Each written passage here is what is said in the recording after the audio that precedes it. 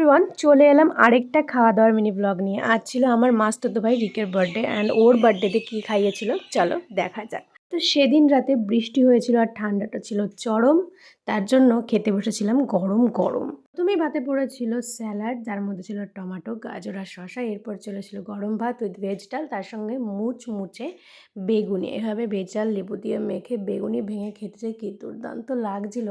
ডাল আর বেগুনির কম্বিনেশন এতটাই ভালো ছিল যে আমি আরেকবার চেয়ে নিলাম। তারপরে এলো ছোটো মাছের চচ্চড়ি, যেটা আমাদের উত্তরবঙ্গের স্পেশালিটি।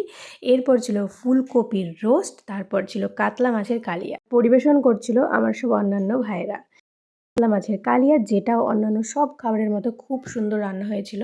তারপর এলো ফাইনালি শোস্টপার মাটন। মাটনটা যে কী ভালো হয়েছিল কি বলবো, এই ঠান্ডার মধ্যে মাটন খেতে কী যে দুর্দান্ত লাগছিল, যার জন্য আমি দুবার নিলাম। সত্যি মাটনটা দুর্দান্ত হয়েছিল, রাঁধুনিকে একটা স্যালিউট দিতে হয়।